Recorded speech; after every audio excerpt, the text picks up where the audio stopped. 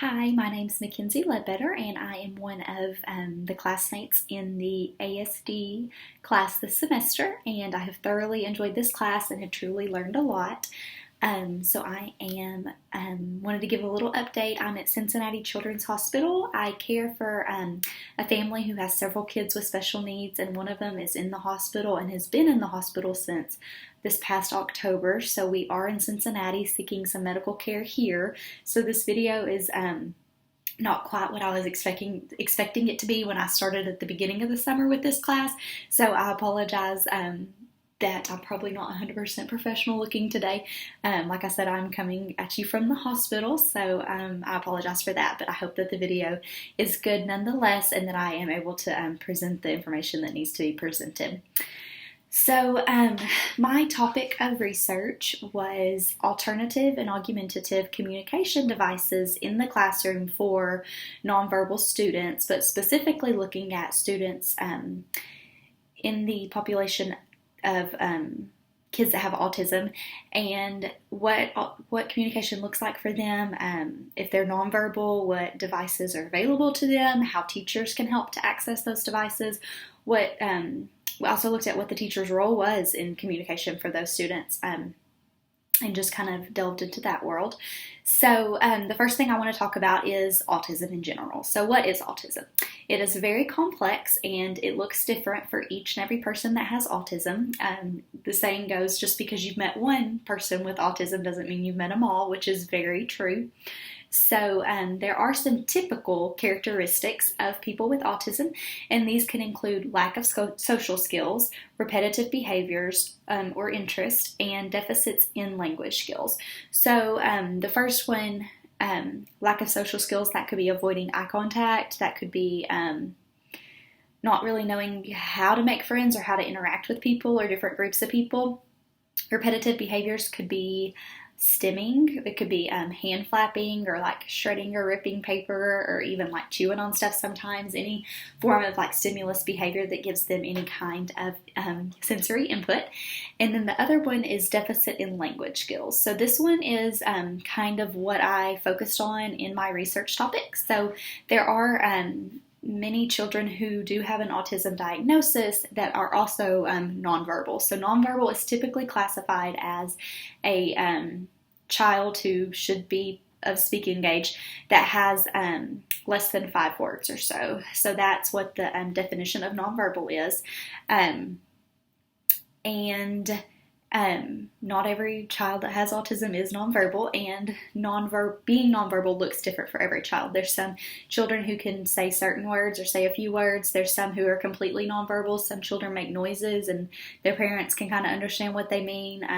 Some nonverbal children use sign language. Some have certain like head nods, or they can do like numbers on their fingers to kind of show what they're wanting. So it does truly look different for every person. But what I focused on in my research project was, what does this look like in the classroom? So if you are a teacher and you have a child in your class that has autism, but he's also nonverbal, what does that look like for you? So in the average day, a person says about 16,000 words, and that's a lot when you start thinking about it. And for most people, communication comes easy. Like, I'm sitting here making this video for you right now, and I'm not having too much of a problem finding the words to say and using those words. But for some people, that's not the case. So language typically starts developing even before birth, but by your first birthday, typically people start saying their first word.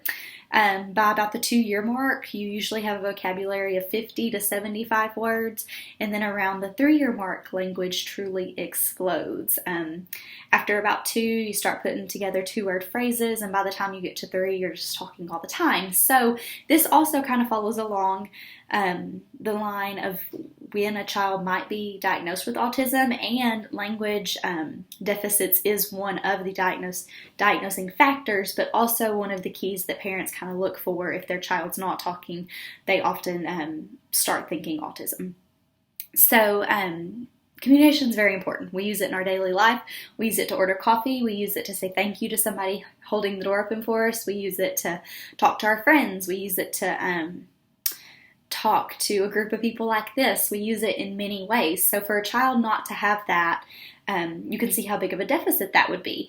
And if your child is in a public school setting, they're going to school every single day in hopes that they're making friends and they're communicating with their teacher and they're doing the absolute best they can. So an important part of that is communication. They absolutely need the communication aspect of it. So what does it look like if you have a nonverbal student who does not communicate orally with you?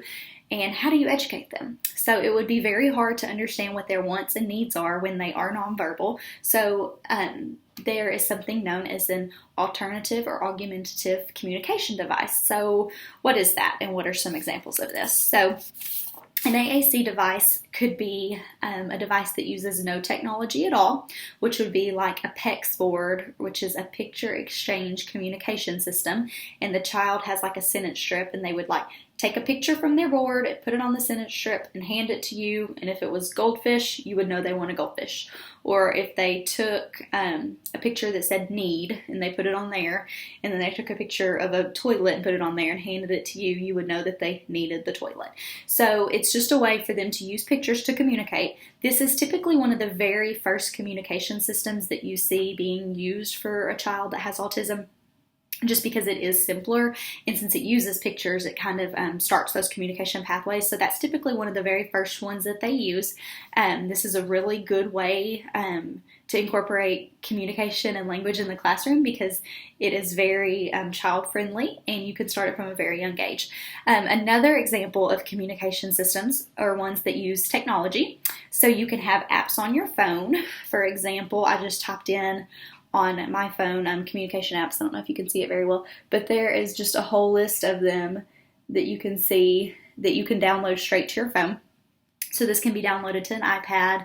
If the child has an iPad at home that they use for communicating, the school can provide an iPad, and their communication app can be on that, and they can use that to communicate. And it's a little, like I said, it's more high tech. So what they have is you typically have like a box at the top, and then you have keys that correlate with pictures and words. So like if you pushed playground, it would say, playground up top, and so it has an actual voice that speaks for the child, so they can form sentences that way. So that is one that uses a lot more technology. That's one example. There are also laptops, eye-gazing systems, all kinds of systems that they can use to communicate that have actual, that are devices that are made for that specific purpose. So there's all kinds and all different brands. Typically it's covered by insurance, so that's not usually a big deal, and it is typically the role of a speech language pathologist, so speech therapist, to get this set up for the child and to teach them how to use it and to make sure they have access to all the buttons and the keys they need to. So when I started looking at this and tried to decide what I wanted to do, I kind of went this route. For one, I have a bachelor's in communication sciences and disorders, so speech therapy. So I kind of know a little bit about the communication world and how it affects kids. So I thought that that was very important. But I also have a background in education too, so I just know how important it is for a teacher to know their students and to understand their students, and how critical the role of communication plays in the classroom. So the point of my research topic was to provide teachers with resources and with places that they can go to get help for a student that is nonverbal and does not have a communication system. So instead of just having a student in your class that struggles and is unable to talk and is having temper tantrums, you could get them set up with a communication device, and hopefully it would be life-changing for that student to even have access to the communication. So we know that communication is key to life, but it's also key to the classroom. So in a study by Chaw and Poon of 2018, it showed that students felt empowered by having ways to have meaningful communication, but it also decreased behavior issues in the classroom. So communication and behavior is it just goes hand in hand, and they are linked. And so if you give a child a way to communicate, you're probably going to see behaviors decrease because they don't have to act out for what they need. They can tell you exactly what they need. So having a communication system in the classroom is very helpful for behavioral issues. So the biggest thing I think is that teachers often don't know where to turn to get the help they need. So the first place I would suggest would be to talk with your administration and see what's in place for a situation like this. If y'all have on-site speech therapists, they definitely play the role in this and typically head up the process of getting a communication device for a child.